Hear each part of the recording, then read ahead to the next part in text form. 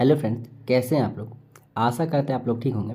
आज हम लोग देखेंगे एडुटेरिया के 5000 क्वेश्चन का सेट नंबर 67 और सेट नंबर 68। ठीक है, आइए देखते हैं पहला क्वेश्चन क्या है। पहला क्वेश्चन है, मानव शरीर में निम्नलिखित में से हार्मोन में से कौन सा रक्त कैल्शियम और फॉस्फेट को विनियमित करता है। कौन सा हार्मोन में से रक्त और कैल्शियम को फॉस्फेट को विनियमित करता है। ठीक है, इसका आंसर क्या हो जाएगा, एक का डी, पैराथायराइड। कौन हो जाएगा, पैराथायराइड हार्मोन रक्त कैल्शियम और फॉस्फेट को विनियमित करता है। ठीक है, इसके बाद देखते हैं नेक्स्ट क्वेश्चन। किसी तत्व का सर्वाधिक मौलिक अभिलक्षण निम्नलिखित में से कौन सा है। किसी तत्व का सर्वाधिक मौलिक अभिलक्षण निम्न में से कौन सा है। तो इसका आंसर क्या हो जाएगा, परमाणु क्रमांक। क्या हो जाएगा, परमाणु क्रमांक, ऑप्शन नंबर बी। इसके बाद देखते हैं, एक सफ़ेद क्रिस्टलीय ठोस जो चीनी की तुलना में 550 गुना अधिक मीठा होता है, जिसका उपयोग मधुमेह के रोगी करते हैं। तो कौन हो जाएगा इसका आंसर, इसका आंसर हो जाएगा सैकरीन। सैकरीन जो होता है वह चीनी की तुलना में 550 गुना अधिक मीठा होता है। ठीक है, सैकरीन। इसके बाद देखते हैं, निम्नलिखित में से कौन सा एक तत्व का समस्थानिक कैंसर के उपचार में प्रयुक्त होता है। कौन सा एक तत्व का समस्थानिक कैंसर के उपचार में प्रयुक्त होता है। तो इसका आंसर क्या हो जाएगा, कोबाल्ट। क्या हो जाएगा, कोबाल्ट। इसके बाद देखते हैं, निम्नलिखित में से कौन सा शब्द भूमि के एक ही टुकड़े पर एक साथ 2 अथवा अधिक फसलों की उगाने की पद्धति को वर्णित करता है। नहीं, एक ही समय में एक ही साथ 2 या 2 से अधिक फसल उगाता है, उस पद्धति को क्या बोलते हैं, मिश्रित फसल। क्या बोलते हैं, ऑप्शन नंबर बी, मिश्रित फसल। इसके बाद हम लोग देखते हैं, सूर्योदय और सूर्यास्त के समय सूर्य लाल दिखाई देता है। ठीक, प्रकाशिकी में यह घटना जो सूर्य के इस तरह से दिखाई देने के लिए जिम्मेदार है क्या कहलाती है। किस कारण से है दिखाई देती है, तो प्रकीर्णन के कारण। किसके कारण, प्रकीर्णन के कारण। किसके कारण, प्रकीर्णन के कारण। एक लेंस की क्षमता 2 डायोप्टर है प्लस 2 डायोप्टर है, तो निम्नलिखित में कौन सा कथन लेंस के बारे में सही है।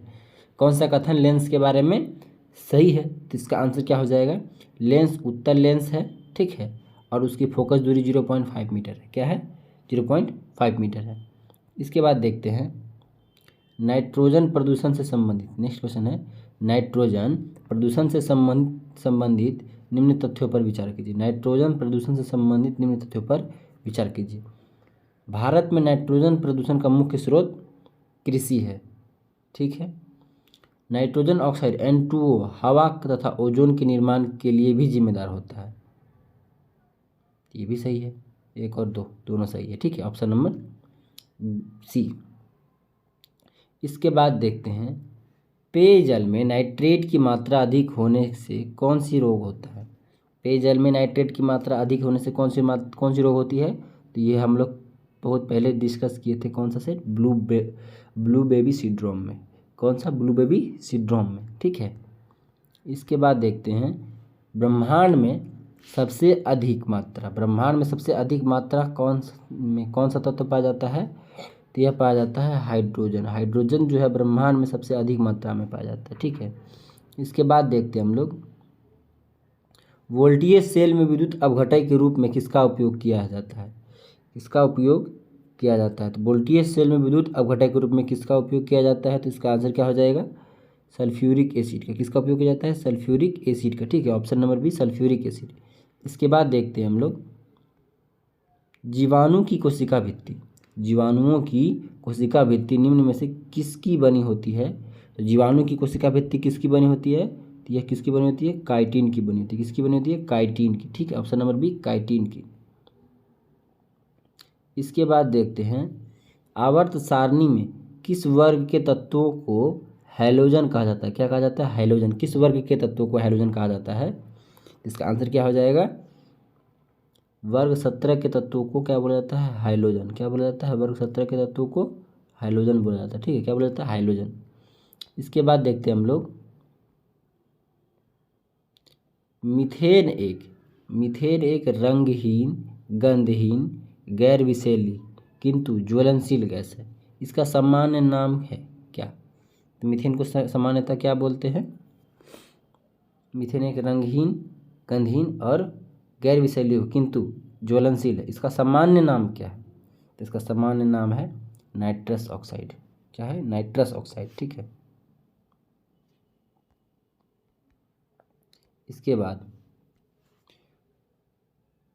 अपरूपता प्रदर्शित करने वाला धातु है। अपरूपता प्रदर्शित करने वाला धातु कौन सा है? तो यह है कार्बन। इसके कार्बन के कौन कौन से, कार्बन के दो अपरूप क्या बोलते हैं? हीरा और क्या होते हैं? ग्रेफाइट होते हैं ना, हीरा और ग्रेफाइट। ठीक है। इसके बाद देखते हैं प्राणी उद्यान। क्या? प्राणी उद्यान और वनस्पति उद्यान किसके उदाहरण हैं? प्राणी उद्यान और वनस्पति उद्यान किसके उदाहरण हैं? तो इसका आंसर क्या हो जाएगा? XC2 संरक्षण। क्या हो जाएगा? XC2 संरक्षण। XC2 संरक्षण। ठीक है। इसके बाद देखते हैं राष्ट्रीय आपातकाल के समय, राष्ट्रीय आपातकाल के समय लोकसभा का कार्यकाल संसद के कानून द्वारा कितने समय तक बढ़ाया जा सकता है? तो कितने समय तक बढ़ाया जा सकता है? तो इसका आंसर क्या हो जाएगा? अनिश्चित काल, लेकिन एक बार में केवल 1 वर्ष तक। एक बार में केवल 1 वर्ष तक। ठीक है। Option number B. ठीक है। इसके बाद देखते हैं संविधान के किस भाग को भारत का मैग्ना कार्टा कहा जाता है? की संज्ञा दी है। किस भाग को भारत का मैग्ना कार्टा कहा जाता है? तो भाग 3, जिसमें क्या होता है? मौलिक अधिकार। क्या होता है? मौलिक अधिकार। ठीक है।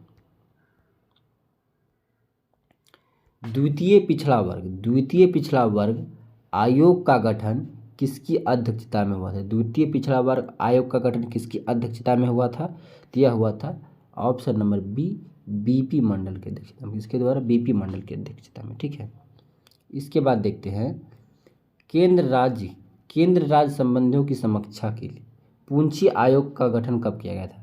तो पूंछी आयोग का गठन कब किया गया था? तो 2007 में। कब किया गया था पूंछी आयोग का गठन? 2007 में। ठीक है। इसके बाद देखते हैं राष्ट्रपति राष्ट्रीय आपातकाल की उद्घोषणा करता है कैसे? तो कैसे करता है? तो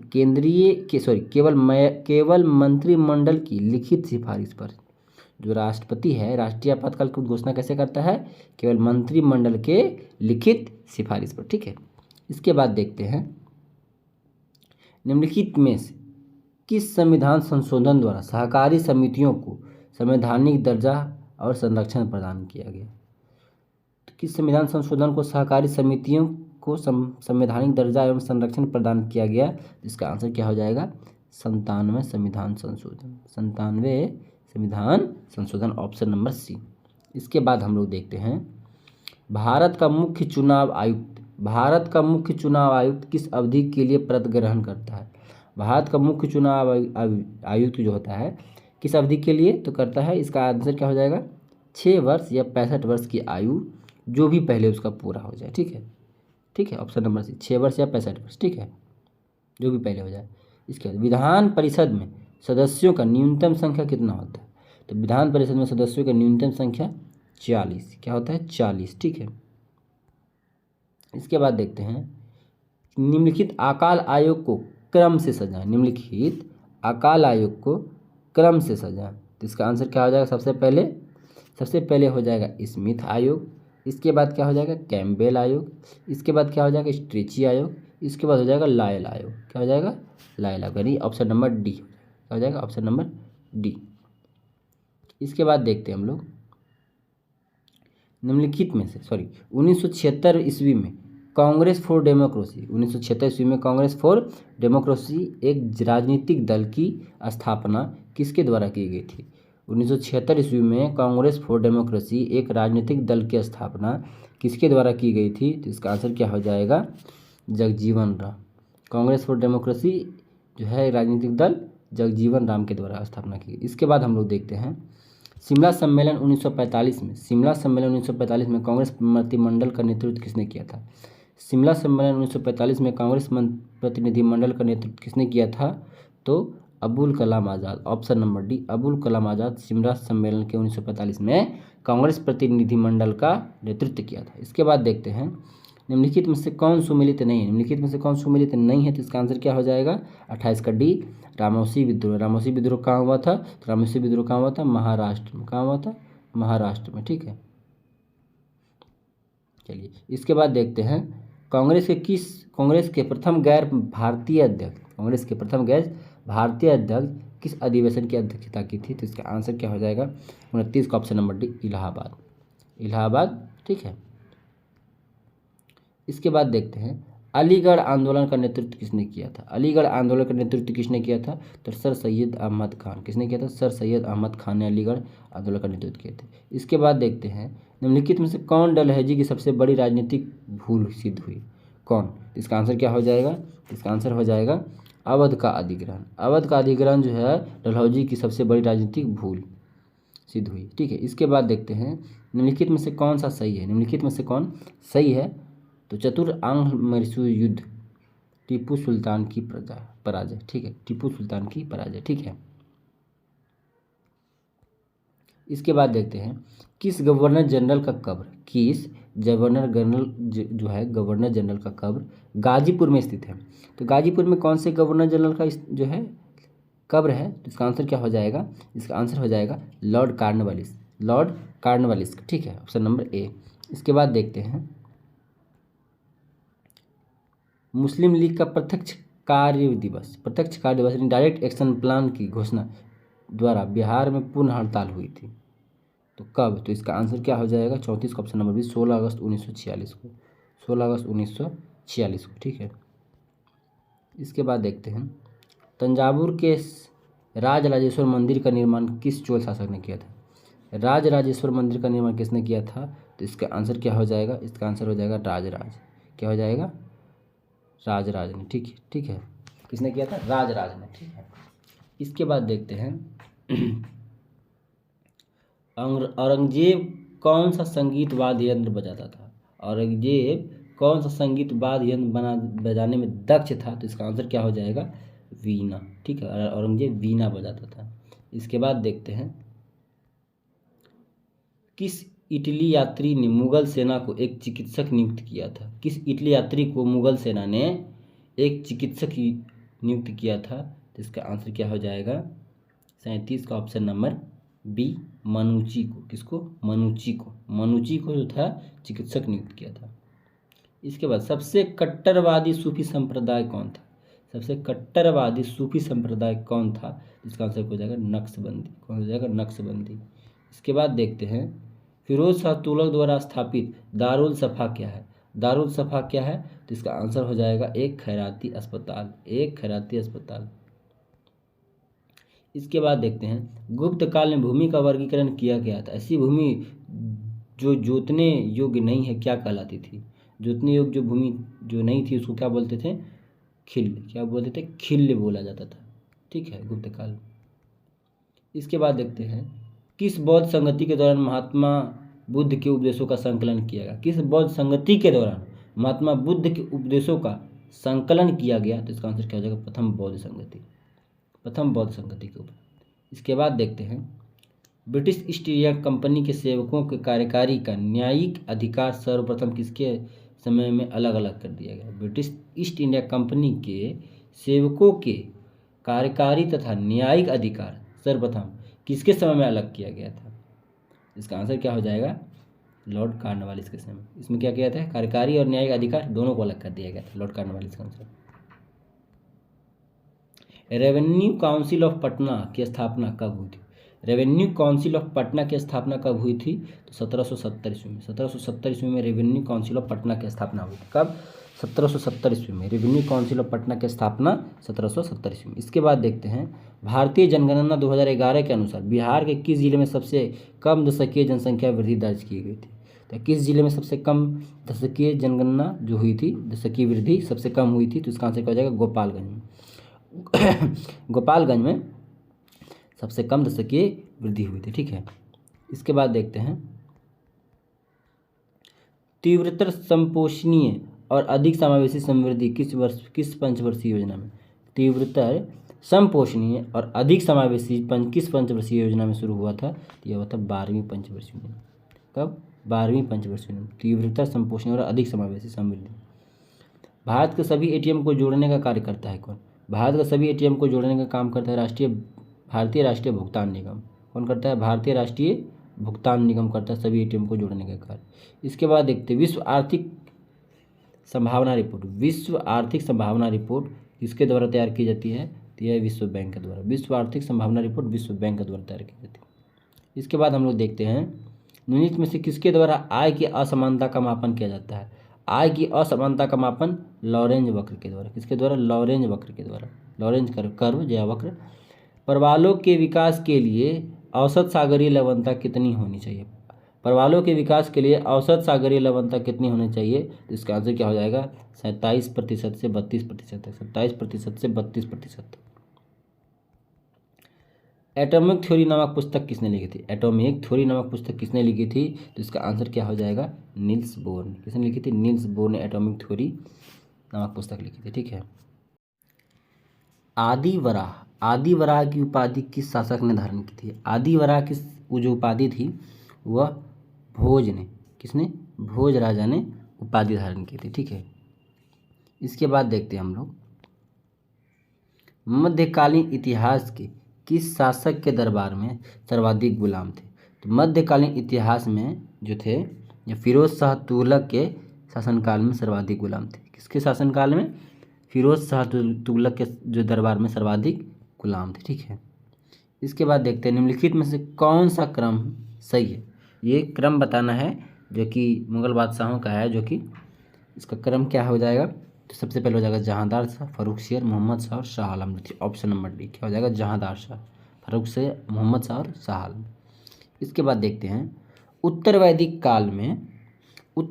काल के ग्रंथों में किस धातु को श्याम अयस्क या कृष्ण अयस्क कहा जाता है? तो किसको? लोहा को कहा जाता है श्याम अयस्क या कृष्ण अयस्क। ठीक है। इसके बाद देखते हैं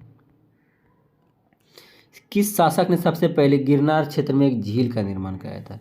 तो गिरनार क्षेत्र में जो झील का निर्माण करवाया था किसने? तो चंद्रगुप्त मौर्य ने सबसे पहले गिरनार क्षेत्र में एक झील का निर्माण किसने करवाया था? तो चंद्रगुप्त मौर्य ने। इसके बाद हम लोग देखते हैं कथन 1 में चीनी लेखक भारत का यिंतु नाम से उल्लेख करते थे।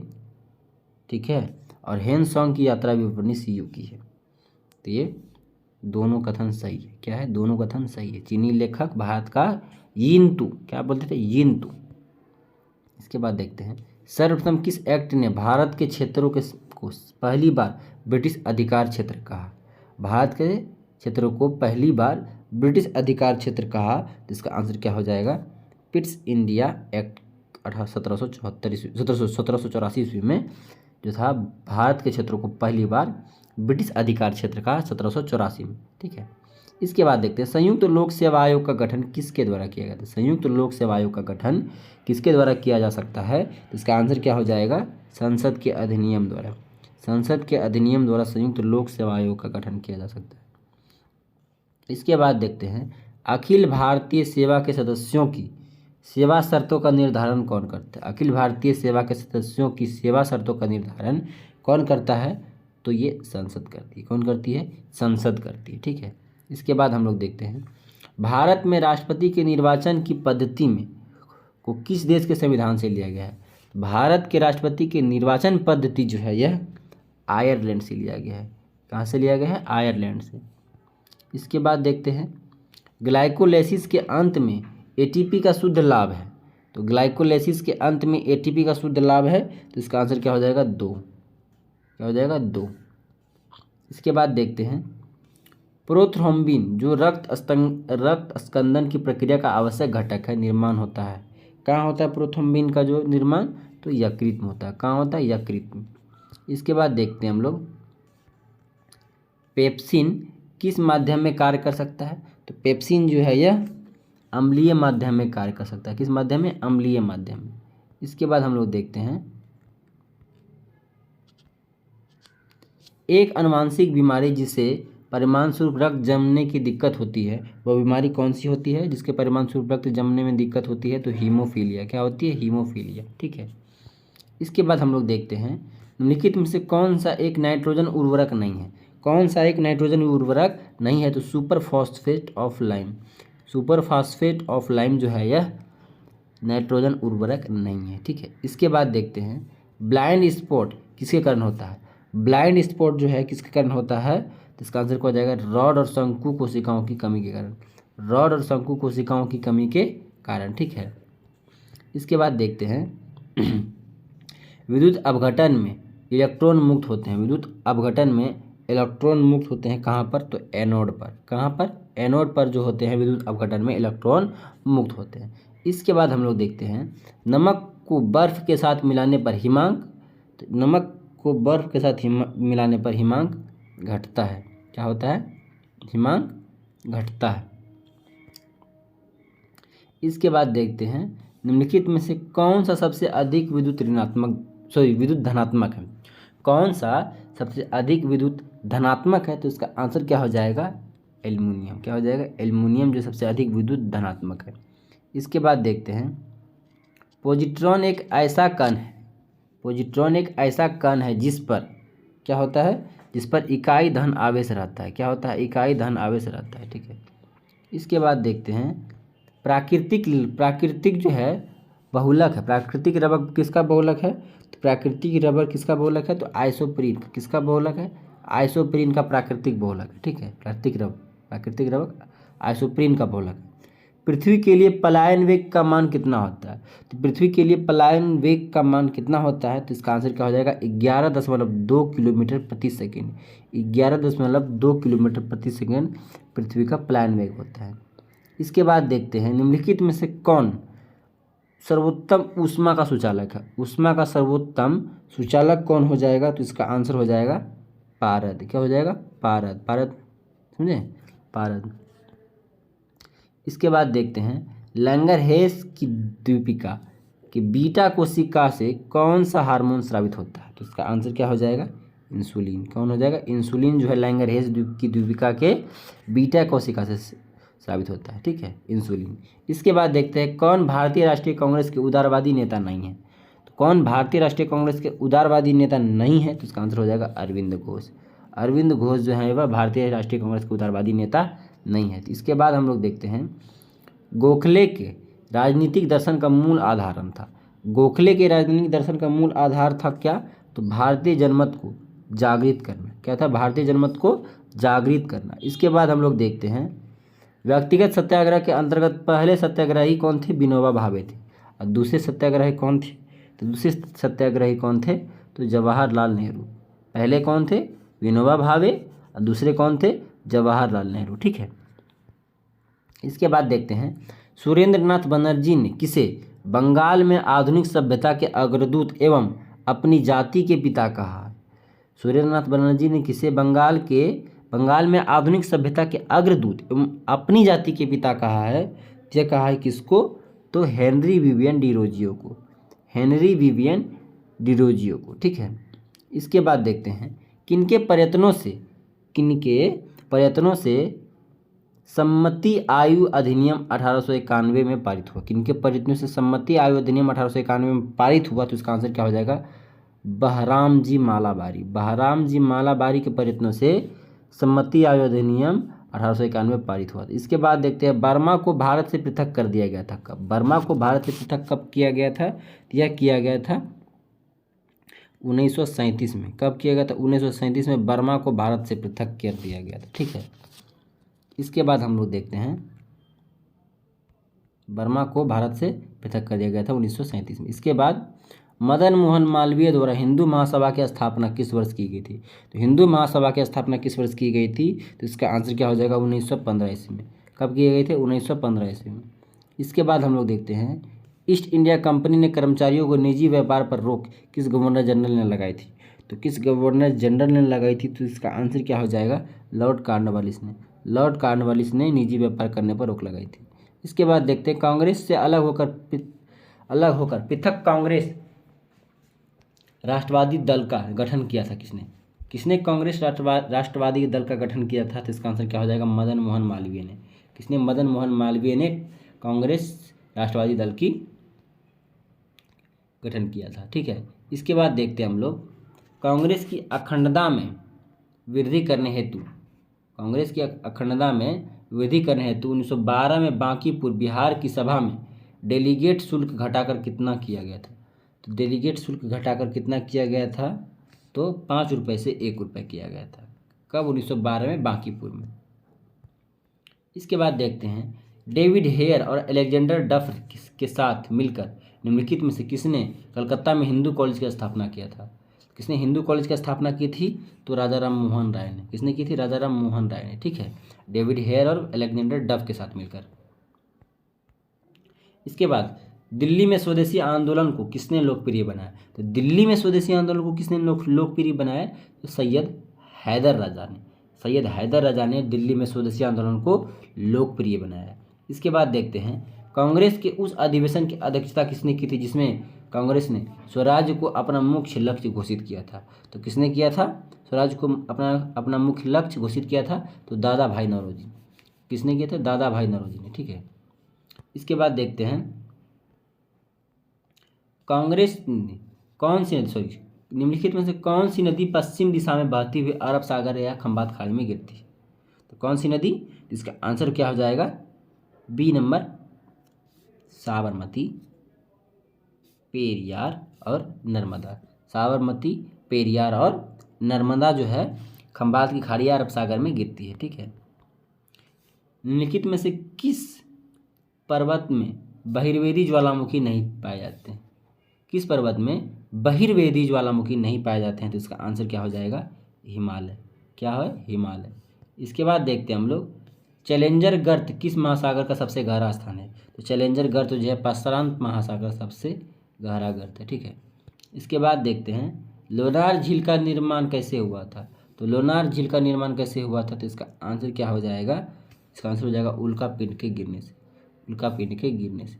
इसके बाद देखते हैं निम्नलिखित में से कौन नकदी फसल के में सम्मिलित नहीं है। तो नकदी फसल में कौन सम्मिलित नहीं है, तो गेहूँ। गेहूँ जो है नकदी फसल में सम्मिलित नहीं है। इसके बाद देखते हैं क्षेत्रफल के अनुसार निम्नलिखित जिलों में से सही अवरोही क्रम क्या है। क्षेत्रफल के अनुसार सबसे बड़ा जिला कौन सा है? जो क्षेत्रफल के अनुसार सबसे बड़ा जिला कौन सा हो जाएगा? सबसे बड़ा जिला है कौन?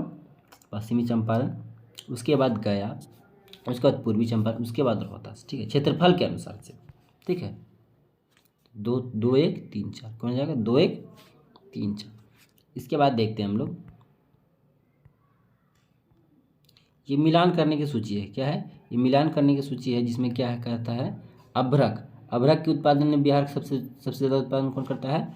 तो ये करता है गया। स्वर्ण जो उत्पादन करता है जमुई। इसके बाद डोलोमाइट रोहतास, इसके बाद सीसा भागलपुर। ठीक है, तो 2 1 3 4 2 1 4 3 2 1 4 3। ठीक है, इसके बाद देखते हैं ब्लू फ्लैग प्रमाणीकरण संबंधित है। तो ब्लू फ्लैग प्रमाणीकरण किससे संबंधित है, तो इसका आंसर क्या हो जाएगा? इसका आंसर हो जाएगा समुद्र तट से। समुद्र तट से ब्लू फ्लैग प्रमाणीकरण मिलता है। ठीक है, इसके बाद देखते हैं राजकोषीय घाटा की नई परिभाषा का सुझाव किस समिति द्वारा दिया गया था। राजकोषीय घाटा का नई परिभाषा का सुझाव किस समिति द्वारा दिया गया था? इसका आंसर क्या हो जाएगा? इसका आंसर हो जाएगा चलैया समिति द्वारा। किसके द्वारा दिया गया? चलैया समिति द्वारा। इसके बाद हम लोग देखते हैं दादा भाई नौरोजी ने जो 1867 और 1868 में भारत में प्रति व्यक्ति आय का आकलन किया था, कितना रुपए हुआ था? तो वो हुआ था 20 रुपये। किसने किया था?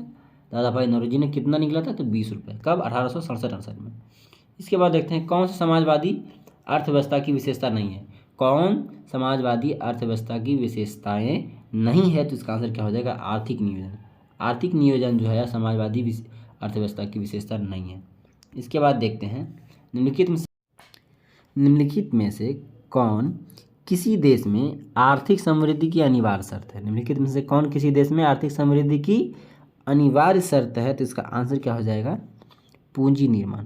पूंजी निर्माण जो है किसी देश में आर्थिक समृद्धि की अनिवार्य शर्त है, पूंजी निर्माण। इसके बाद हम लोग देखते हैं आज का हमारा लास्ट क्वेश्चन क्या है। ठीक है, तो मुद्रास्फीति में क्या होता है? तो मुद्रास्फीति में क्या होता है?